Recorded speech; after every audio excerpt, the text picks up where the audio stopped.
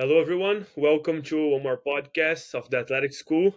Today we have two guest speakers, so a little bit different. Brandon and Cam, both founders of Go.Guild, where they help athletes become the hero of their own stories. Guys, thanks so much for joining me. Thank Thank you, you. Igor. Pleasure to be here with you guys. Tell me a little bit. I mean, we are just talking about it.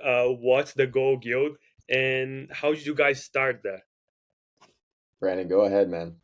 All right, yeah. So it's kind of accumulated over a few years. So Cam and I had met freshman year of college, which now has been quite some time. I think 2019, fall of 2019. So we were there for college. We played D3 lacrosse at Emerson College together, and that was an interesting year for us all because that was when kind of the cusp of COVID happened, and we all ended up having to go home about early March or so. So our season got cut short. Our freshman year got cut short, so the whole college experience kind of got turned on its head right then and there. And luckily, Cam and I had been staying in touch throughout the next few years to come. Cam ended up transferring outside of Emerson. I ended up staying over there.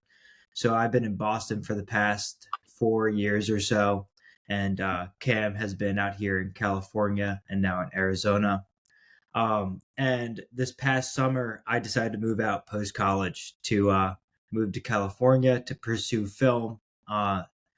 In kind of every aspect. I came out here to originally write and direct films and stuff like that and try to get into the industry that way. But with the strike and everything going on, everything again kind of got flipped on its head as well. Not only just like with the weirdness of kind of COVID coming to an end, but also now this big strike happening in the industry. So I was staying with Cam and his family for a little bit, and Cam and I started talking about creating some kind of media of some sort. We didn't know what. Maybe it was going to be a YouTube channel at first, something of those sorts.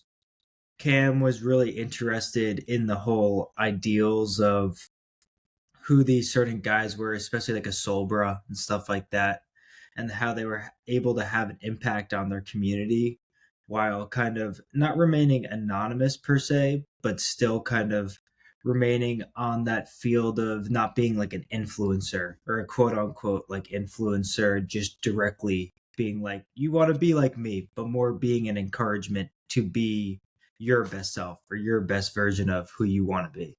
So we started brainstorming all these things, and it turned from maybe doing some kind of like challenges, which we might still do in the future and stuff like that, because we are trying to build a community over here. But it went from doing challenges to maybe giving tips on the industry as a whole. Because there's two 22-year-olds, one guy, me, I went to film school, not a medical background by any means. Cam's a philosophy and business major. So that didn't really fall under like, oh, we're someone that should have full credibility and facts about, health and fitness. We've experienced it in our own kind of ways.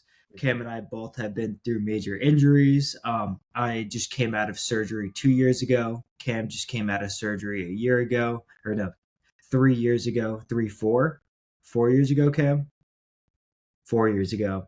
So we're both kind of coming back into trying to get into the best shape that we've ever been in, getting back into the flow of things, kind of fighting the little tidbits of all of our injuries. And that's kind of what's grown into our own experiences and knowledge base. And that's what turned Go.Guild into this e-knowledge library slash community, which we're now transferring more into more so of the video side of things and more being community based instead of all information based, because we do feel like the impact that we can have is not going to be on regurgitating information that's been plugged out there, especially nowadays on social media, but to really create a community that sources all that information. So a place where people can find that information, interact with the people that understand that information, and help also those creators and businesses in that market to connect on another level as well, which we've been doing, and it's been absolutely fantastic. I even have a few projects that I can't talk about too much, but if you stay tuned to Go.Guild, they'll be coming soon in the next week or so. So, Oh, yeah, there's a lot of really cool stuff, and that's kind of what grew into Go.Guild and what it is now.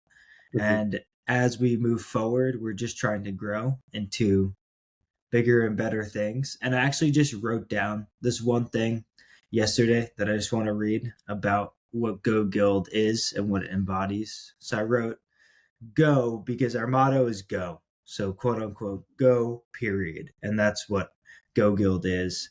And I said that go embodies the journey towards self actualization, empowering individuals to embark on a transformative path towards their ideal selves. By providing a starting point, it cultivates the development of lifestyles that not only enhance personal vitality, but also enrich the communities in which they surround themselves. And that's really at its core what Go.Guild is and what we're aiming to do. Awesome. Yeah, and I think you mentioned a lot about community, and that's something that I try to do at athletic school because I mean I've been trying to study a little bit about success and performance and all those things, and something that always comes up it's that sense of community, right? Like if we have people that are with us along our journey, it becomes easier in a way and becomes possible for us to achieve those things that we wanted to do.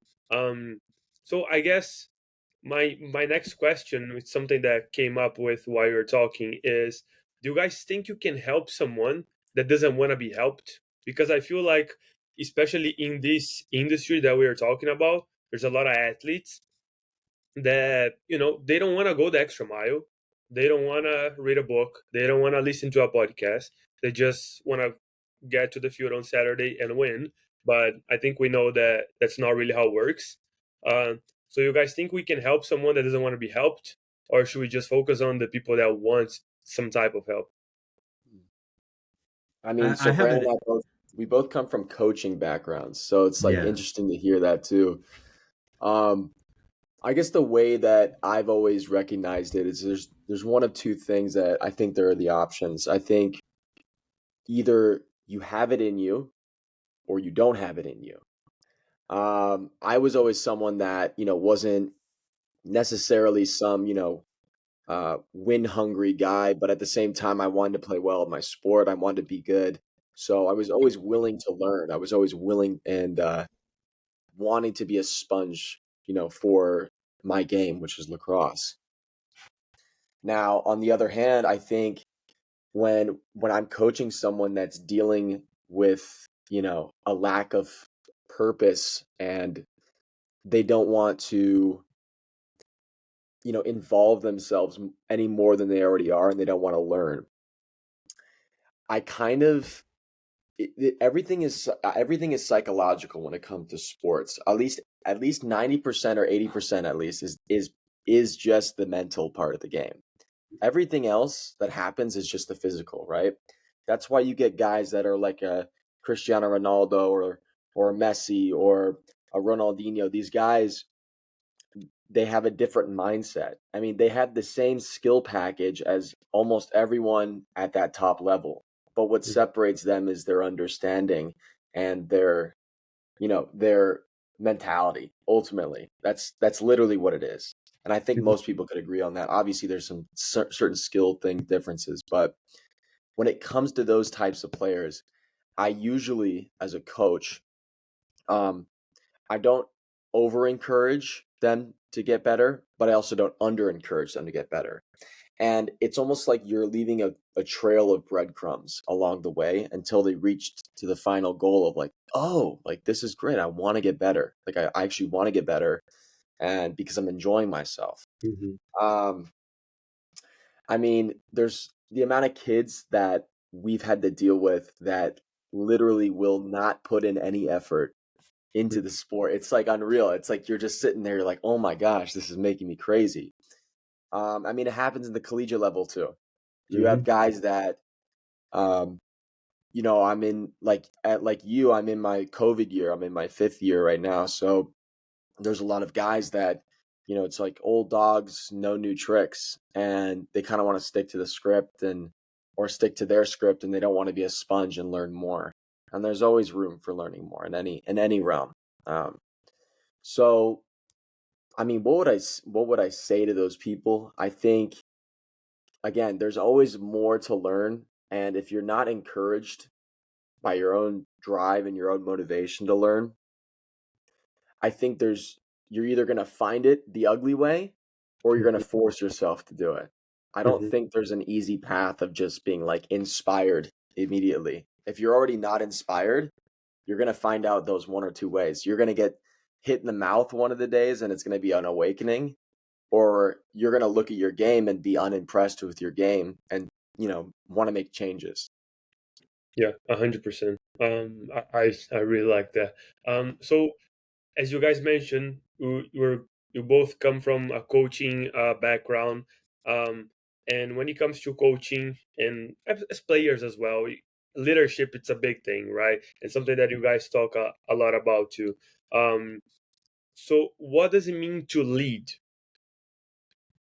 I think at its simplest form, it's show, don't tell, right?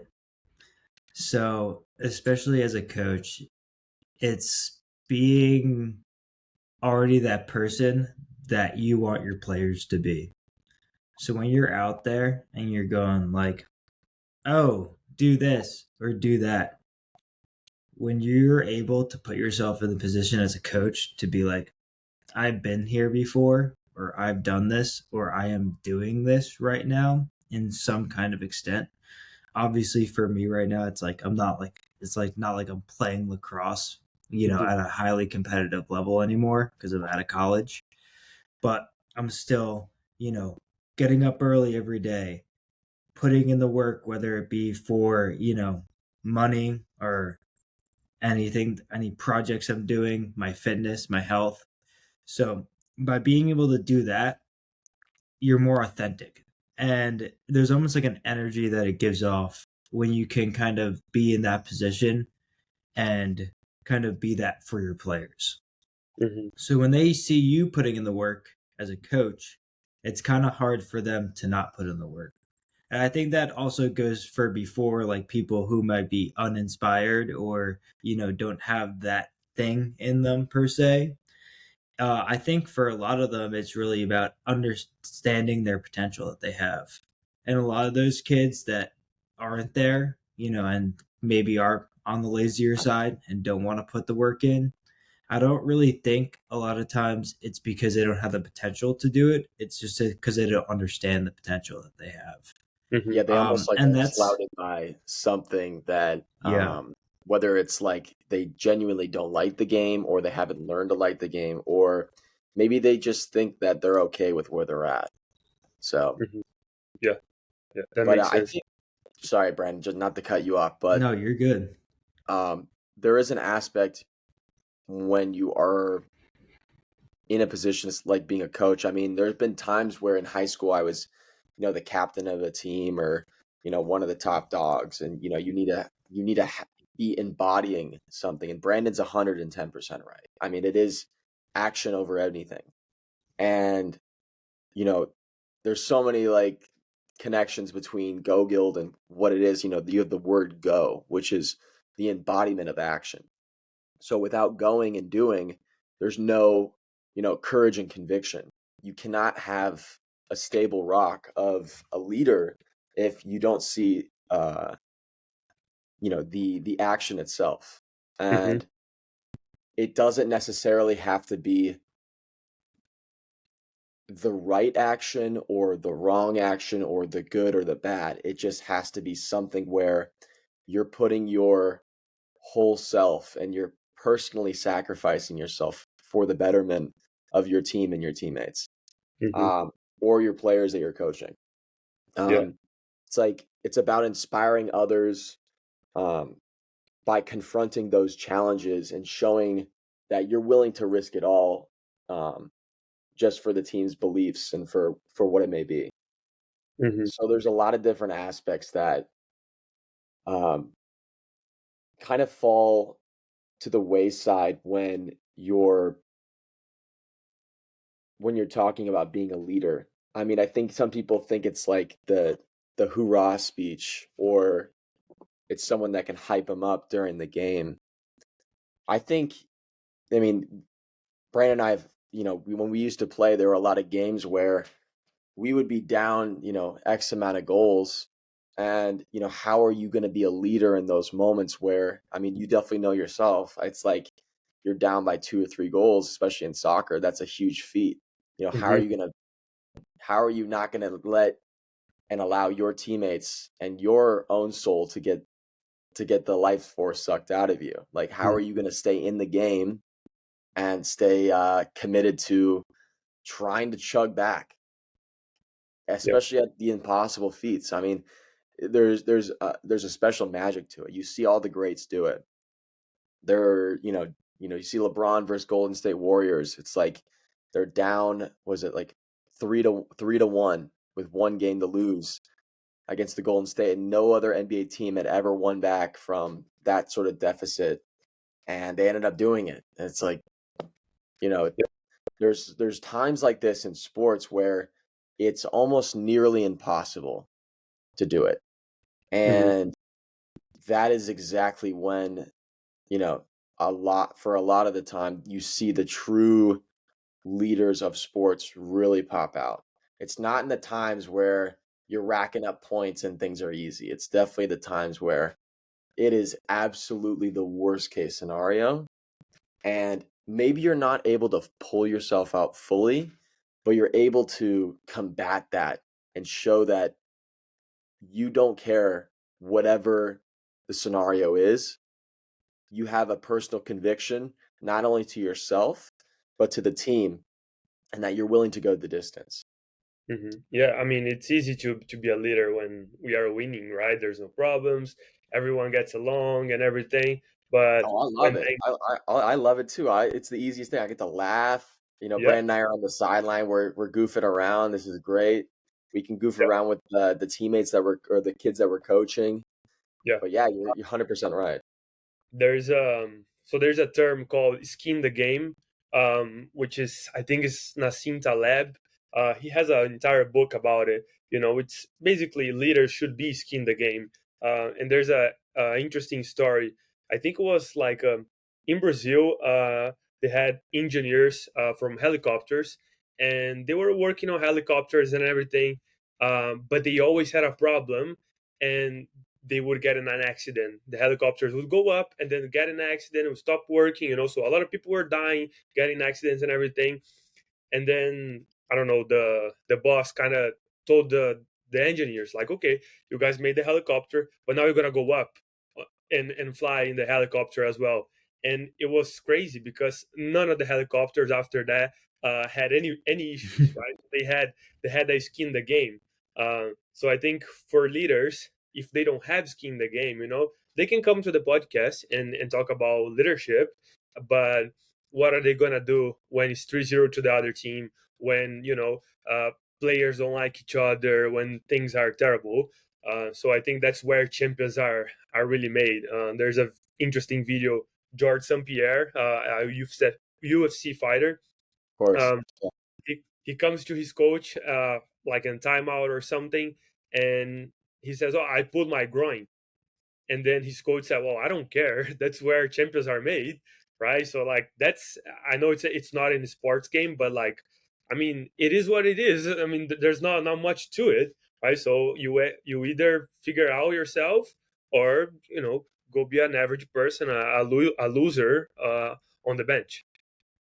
Um, and and I think, my next question for you is, so we talk a lot about a lot of things that athletes can do, right? In terms of leader action, I think that's a simple one, right? But if the people that are listening to us, they probably are trying to improve their performance somehow. So what are some things that you guys think that the athletes or anyone that is listening to us can do in order to separate themselves from the pack? Brandon, let's bounce off this one, because Yeah. I think the first thing Brandon and I realized was, I mean, there's some obvious ones, but we had an interesting journey into our first collegiate year back in 2019.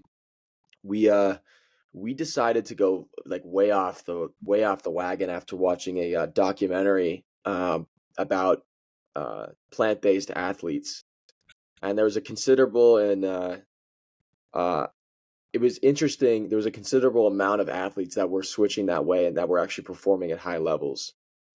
Um, with examples like Nate Diaz, and you know, I mean, there were strong men doing it as well.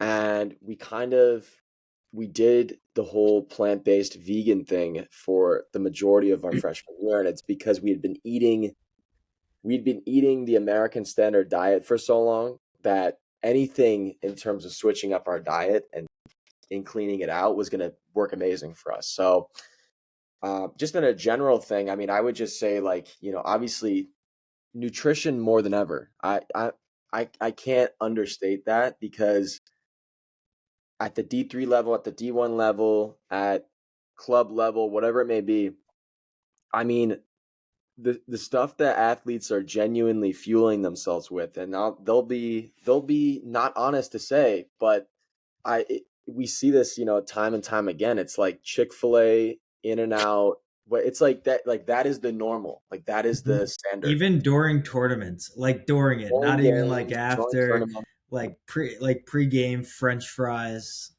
just like not smart choices there. obviously it's not like, they're not stuffing in donuts maybe per se, but like they're eating, oh yeah, it's just protein. I'm like, dude, there's a whole laundry list of other chemicals and things that are just completely inflammatory for you. And I don't want to be the bearer of bad news on your lovely Chick-fil-A sandwich, because honestly they taste pretty good to me too.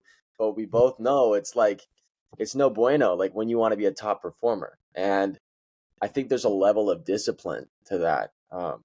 The problem though with that though, I feel like real quick, Cam, is just Yeah, like the level of discipline is there, but it's also not, because it's tough with like, right, your parents are there and they're probably feeding you food too, depending on the age, right? And you go to some of these tournaments, especially for lacrosse and stuff like that, and they don't have healthy options per se. There might be like an acai bowl truck I've seen, here and there and stuff like that, but there's not like good, healthy, good fuel, because they want to make money. The tournaments want to make money. So how do you make money? You sell like cheap chicken fingers and French fries and put them in a fryer with some cheap oil, and you sell them for $10, right? Yeah. And that's how you're going to make your good money. But it's unfortunate, right? Because you have all these athletes now that are growing up on this. So now it's just part of the system, because it's not only like, oh, at this tournament or at this tournament, there's certain food here. It's like now this is kind of, you associate that, right? And humans are very associative. We associate things with different things. So, especially when you're living through all these kind of tournaments and playing times where this is how you're fueling yourself, it just becomes normal. It becomes yeah. a I routine. mean, it's crazy. It's crazy how much it's been normalized, and it's almost normalized to the extent of when you're in the midst of it and like you're the one eating the healthy food. It's like you're like, oh, you're eating the yams and the beef and the eggs, and you're not eating the Chick-fil-A with us, or whatever it may be, Yeah. but it's like you're sort of seen as the social outcast, which I personally I'm okay with now. But it's it is funny. It is funny because it's like you would think that, fueling and optimizing this level of health would directly correspond with Mhm. your play style, and it does to an extent. Obviously, if you're optimizing, you're at a greater percentage of not only feeling better but performing better with the right fuel. It's like it's simple math. Simple math. I'm not even a math guy, but it's simple math. Um, I don't think optimization is everything, though. I think that's one aspect. Like health optimization and diet nutrition is definitely a huge aspect. It's not the whole thing, though. I mean, Brandon and I can say that it's again, the mental portion is huge. If you're not tapped in mentally and you're always in a state of questioning and rewiring, sometimes that can hurt you. If you're not confident in your own game, and if you're not um, consistently understanding your strengths. I think people talk about, there's a whole movement nowadays about double downing on your weaknesses. I do agree with that. I think that's meant for the off season and for the times where you're not performing in a competitive light. When you're able to do that, that's after, testing that and practicing that. But what I've learned is every time that I've kind of gone back, especially mid-season, and there's something that's not working and I try to recalculate the brain and try to refocus on something that I've been good at for the last 14 years of playing, it could screw up your whole game. So my advice would be, what are you already good at and how far could you push that alone? And then on your off time, if you want, I think you definitely double down on your weaknesses, but you don't bring that to the game. Right. I think that you have to be strategic. It's sports and athletics is like chess. You cannot play certain moves that you don't know where the outcome may be, or else you're just playing random moves and you're just hoping that ultimately the luck will take you. There's a level to risk. I understand. In all sports, there's a level to risk, and you may be making moves that you've never made before, and that's fine. But it's understanding that you're taking the risk versus, doing something that you're not comfortable with. The comfortable part and learning how to not be comfortable is in the practice time, so that when you get to the game is like easy money. Like, I got this. I always try to say, my coach here at Arizona State is a great saying, is like, we make the practices harder than the games so that the games it's just another day.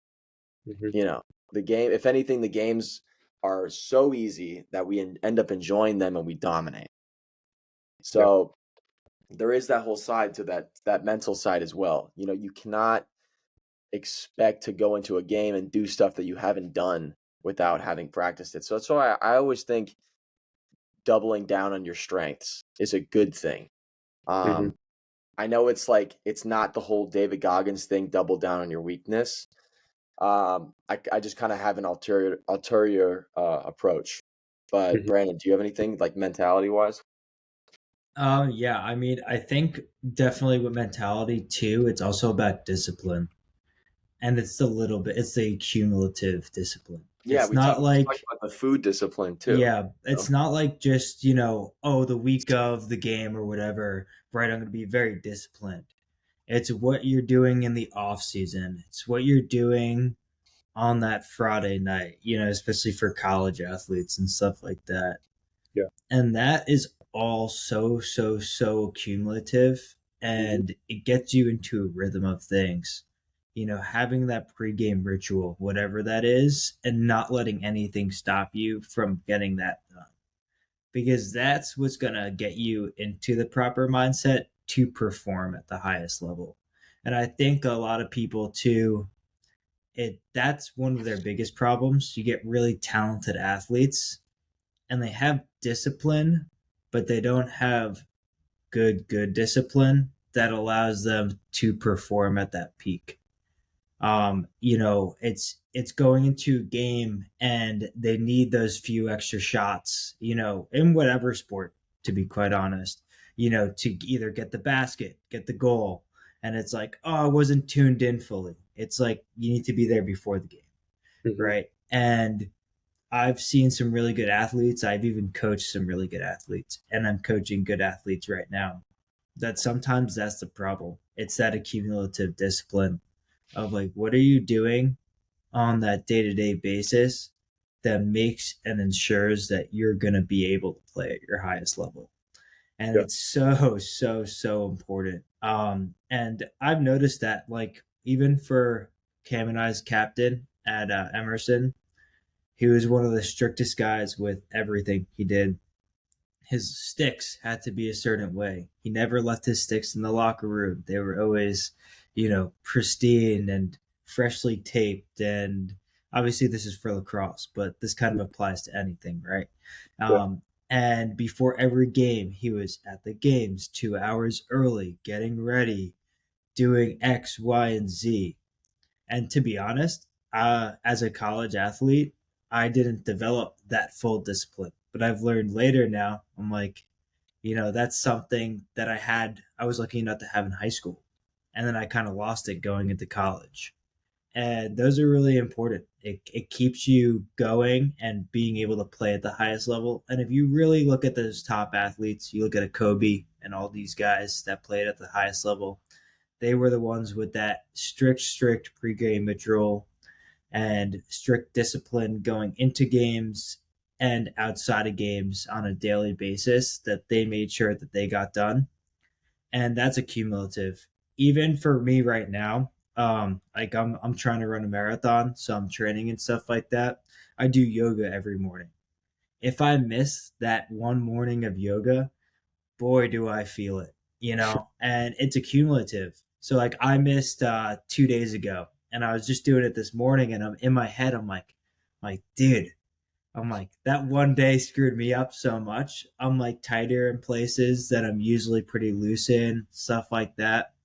And it's even that one day of discipline that you slip up like that, and it all goes downhill, and you got to rebuild. Yeah. And that was actually one thing. Just one last thing on this is my cross country coach in high school was one of the best coaches I think I've ever had. And he was someone who was very adamant about running every day. And it wasn't about, going all out on, let's say, a Sunday.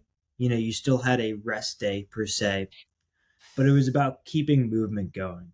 Keep your body moving. And there was a importance in mindset and physicality with that, because mindset was it was no days off.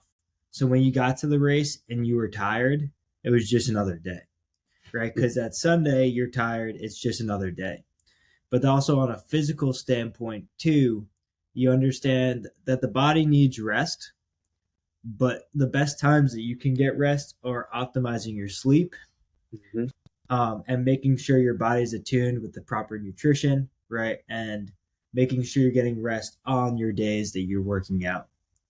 And a rest day can mean just going for a quick jog, a few miles. For me, it was cross country. So obviously, we were putting in long distances. So a Sunday might be, an easy 4 mile at a very slow pace, at least comparatively to what we were running. And that was one of the sports where out of my years there, I think maybe one guy got hurt the entire time, and he was not a top competing guy. All the top competitors, all the all county runners, all of our top team players and runners were never injured. And it was because of this way that we were disciplined on a daily basis to Mhm. be always running, always putting in the work, and always ensuring that we were optimizing to perform the best in these races. And we were a very good team. We had a lot of guys that went to run in states and all that stuff. And it's also New York too. I'm from Long Island, so weather does not persist too well out there once you get to the county and state championships. It's cold November, December, winter, and it is pretty brutal out there. But Yeah. yeah, that was one thing is just that accumulative discipline is so important, and people underrate it so much. Oh, for sure. There's a book called Slightly Edge. In the entire book, he's talking about that. It's about compound interest. And when it comes to, success in life, it's about doing small things every day. Just like you mentioned, that little discipline every day, waking up on time, going to the gym, or is it running every day? It doesn't have to be something, you don't have to run 5K every day, it's just going for a run. So at the end, in 10 years, you are way better than a lot of people, because those people are taking days off, and they were not eating right, not sleeping right, and just fucking around.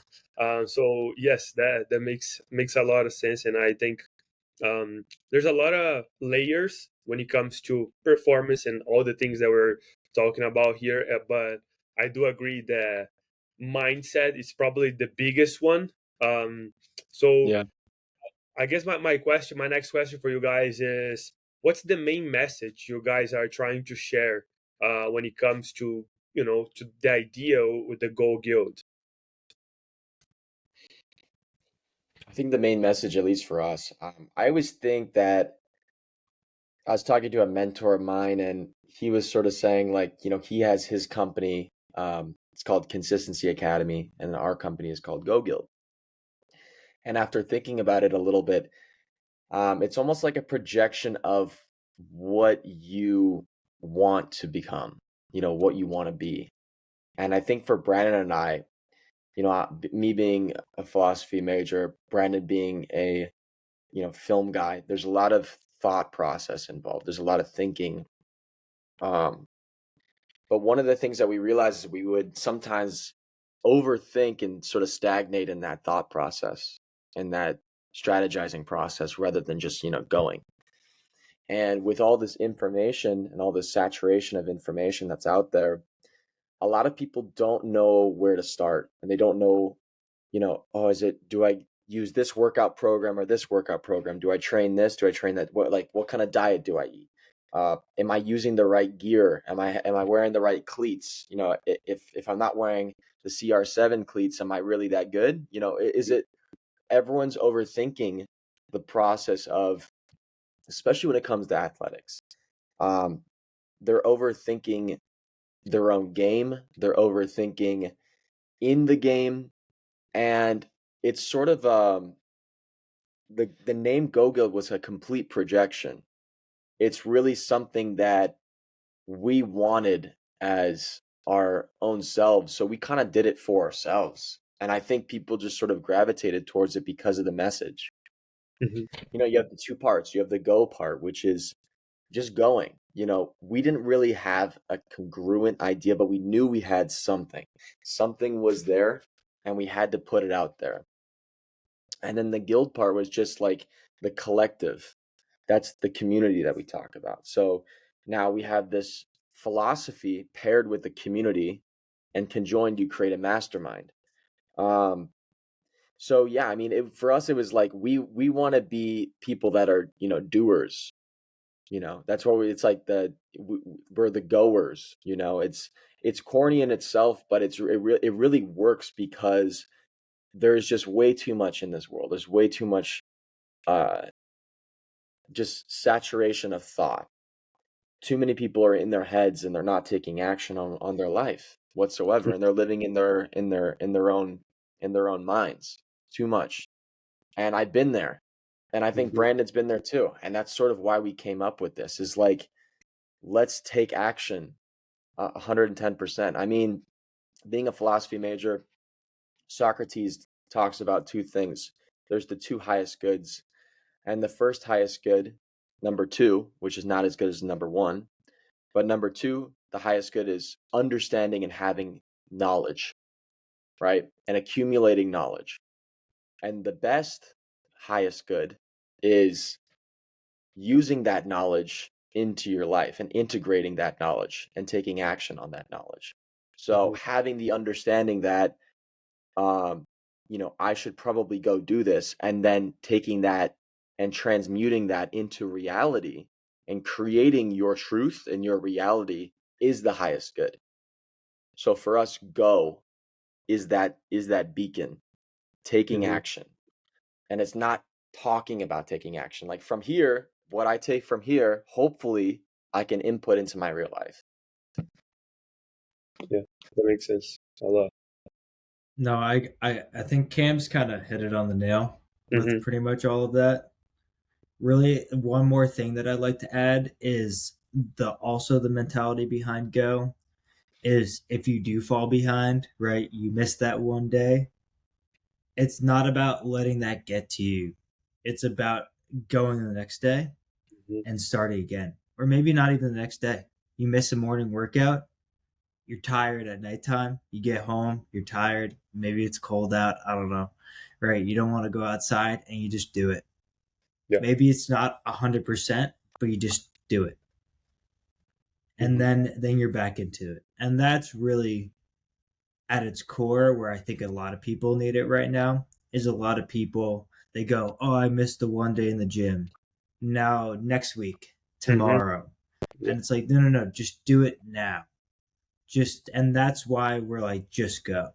Because it's like if you can have that mindset and you have that ability to do that, you're just sitting down on your couch, oh, I'm going to watch TV tonight, I'm tired, and you have that slight urge that like, oh, maybe I should go work out. Just do it. Mhm. Yeah. And I, those I are always the best workouts too. Yeah. yeah, 100%. It's yeah, like I think you're like down on you're down on your last, tank of gas. Like you're literally like the fuel is so low, and you're like, I don't even know how I possibly could do this. And then you end up doing it, and it's like you get this human spirit, godlike fuel to be able to accomplish that. I remember there was one scenario where I was driving back home. Last year was my first year back after taking a gap year in real collegiate lacrosse, and we had been essentially converted into a track team, and we were running all the time and just crazy sprints, making these absurd times for full field suicides and whatnot. And I remember I was driving to go coach in Palm Springs, and I'm kind of just sitting and you know thinking to myself like, this is the best I could ever feel, because you're pushing yourself to the limit and testing your human spirit, and this is what it's about. It's not about succeeding, half-assed. I mean, it's literally, and it sucks. It's like a double-edged sword. It's like you really have to feel the hurt, and then it'll horse you back to feeling amazing. And mhm. it's one of those like sick mind things that happens. I bet when you're in soccer too, it's just, it's or football, whatever you like to say. I know Brazilians like to say football, but it's uh it's the same thing. It's like you push yourself to the limit, and you end up gaining this whole world, and it's enlightening. And when you kind of dial it back and you're like, okay, I'm good, you kind of you feel that, and you're like, oh wait, I'm not. I know what it's like to push myself. I know there's a lot more in that bandwidth that I've been able to do. Yeah. Um, yeah. So yeah, Brandon made a beautiful point there for sure. Yeah, no, I agree 100%. And then I was just thinking about there's a quote that I saw by Seneca that says, "No man is more unhappy than he who never faced adversity, for he is not permitted to prove himself." Right? So it's just about that, right? I mean, the adversity, the obstacle, all we're talking about here, it's about proving to ourselves that we are capable. And that's when you feel powerful, like you're saying, like you feel like almost like a god because you are able to do things. But yeah, I love that. And I think the mindset thing, it's so important, like Brendan was talking about. It's not necessarily about taking a break. There's nothing wrong with taking a break. We all need a break. But I think once you get to that mindset that like, yeah, I'm just gonna stay a little longer in bed today, and then tomorrow do the same, and then the day after tomorrow do the same again, and then it becomes your mindset. Um, but if you have that mindset that like, just go do it, that's where you grow. I feel like. Um, And but ultimately, those times where you do need a rest, they feel better too because of all that input. It's a constant battle. It's a daily programming, daily. yeah, Yeah, it is a constant battle. so never, To never ending. Yeah, to wrap it up, guys, my last question that I always ask to everyone on the podcast, how you guys define success? Mhm. And there's no right or wrong answer. I just want to hear what you guys have to say about it. I think So there's two. Oh, you want to go first? I mean, no, I was ready for you to hear. I was ready to sort of ask you the question, Brandon, because Okay. Okay. yeah, I was sort of like, so Brandon. I mean, Brandon, I mean, you can say a little bit of something, but success for us has not been linear for sure, I guess is what I was going to ask, Brandon. And, maybe you have some thoughts on that. Yeah, so I was gonna say I think there's two forms of success.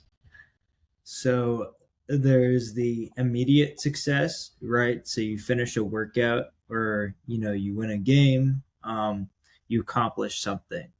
And maybe that could even be as simple as having a checklist for the day and you are able to check off all those boxes that you've did that today.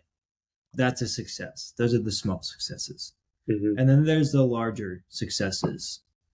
The things like I said before with like accumulative discipline. What are those things that you can look back on and go, wow, I can't believe I did that? What were those goals that you might have had that were more of, a figment of your imagination that you're able to actually execute and put on paper? And I think there's something with that too. Me being, in the film industry, being like a film student for a while, I have like a lot of screenplays written and stuff like that. And being able to turn those words into a film is something very precious because you realize they were just words on a paper until you were able to really put them into the film. But I think that applies to life, right? It's like the thoughts, the goals that you have, until you really execute them, they're not real, they're not tangible. Mm-hmm. And I think that's really where success is. And people can define that success however they may deem it, right? If you're someone that, is struggling and maybe you're not winning right now, the success might be losing that weight that you wanted to, hitting that PR in the gym. Even for some people, maybe it's like getting up that extra 30 minutes early, to go on with your day, to have a better day, whether that be meditating. It could be a variety of things, right? Um, and I think those successes are what lead to people being quote unquote successful. And I think obviously success can be defined by so many things: money, accomplishments, this, that, and that. But I think at its core, success is when you achieve the things that were once figments of your mind, were once thoughts that you could then turn into reality. And I don't think there's a final success. I don't think there's anyone out there, even professional athletes that have done it all, that go, I've succeeded. Now it's time to just sit on the couch and relax. I think there's obviously time for rest and stuff like that.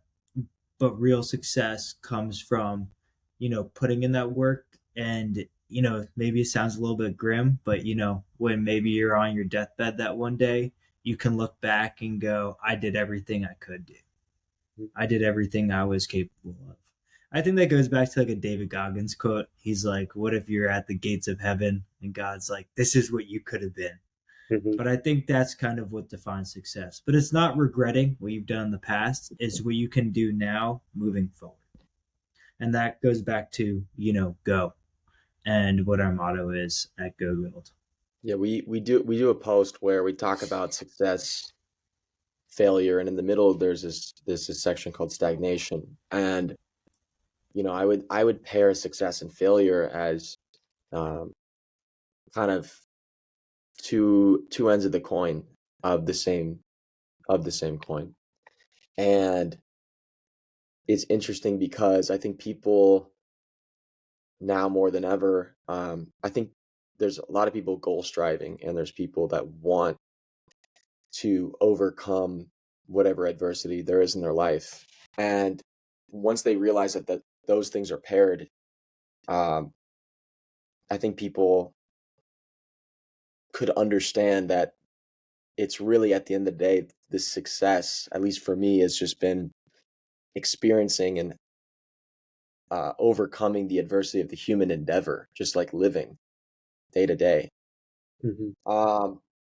It's not about like giving it to yourself easy and saying, living is hard, therefore I'm going to take it Mm-hmm. easy. But it's about like enduring all of that and understanding what you've endured.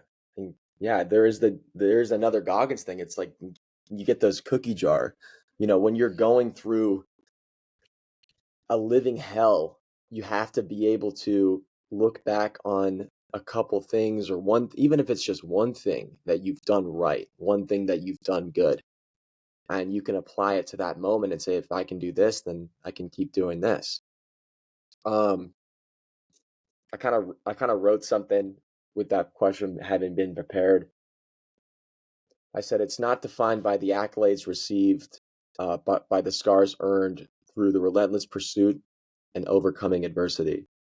True success is about the journey of persistence, a testament to strength within to keep moving forward despite the setbacks.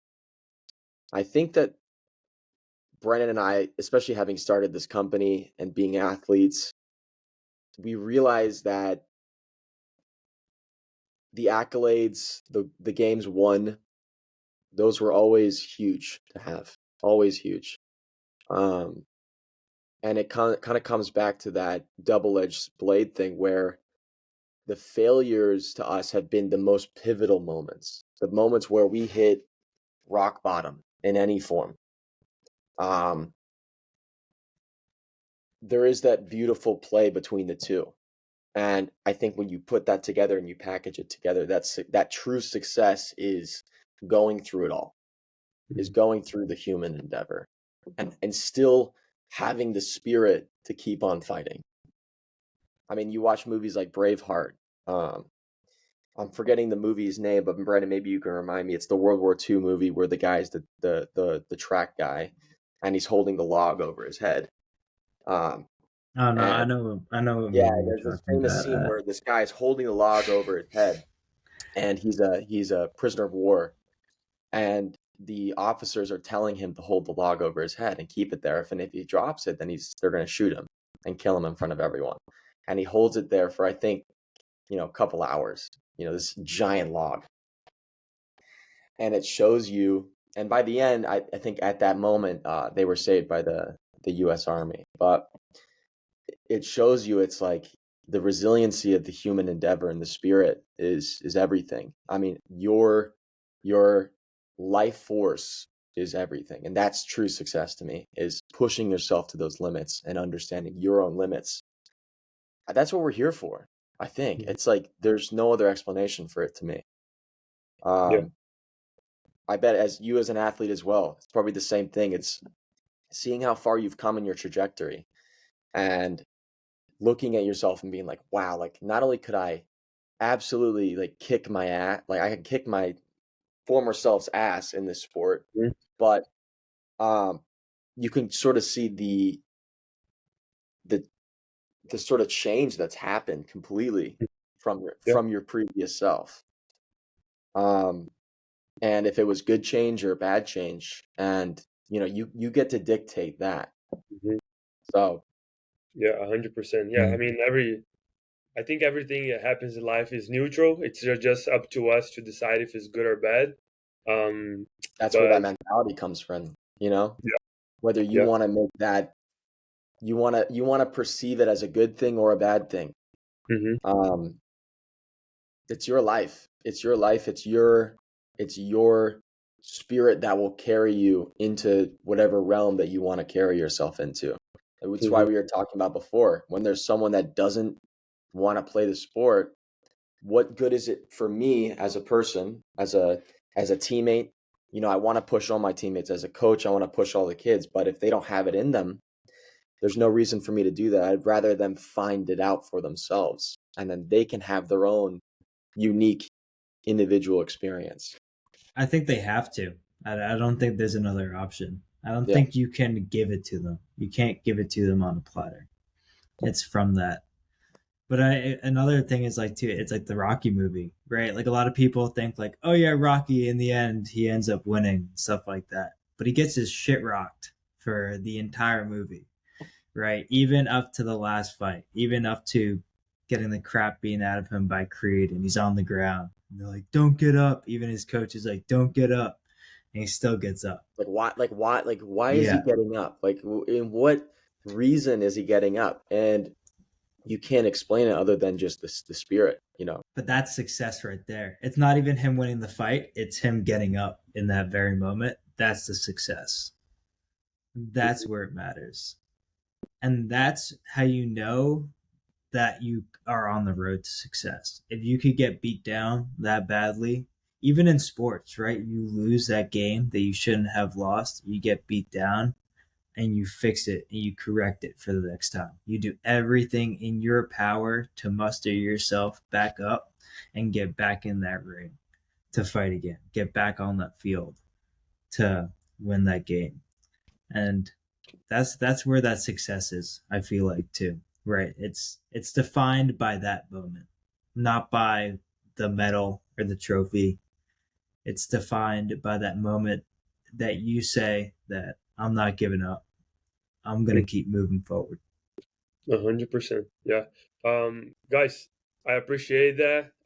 Thank you so much for taking the time to share a little bit of your guys' mindset and insights. I'm sure a lot of people will think that was beneficial. I think it was beneficial for me. So even if they don't think it was beneficial for them, it was a great talk for me. So I really appreciate that. Thanks so much for joining me. Igor, thank you so much for having us, man.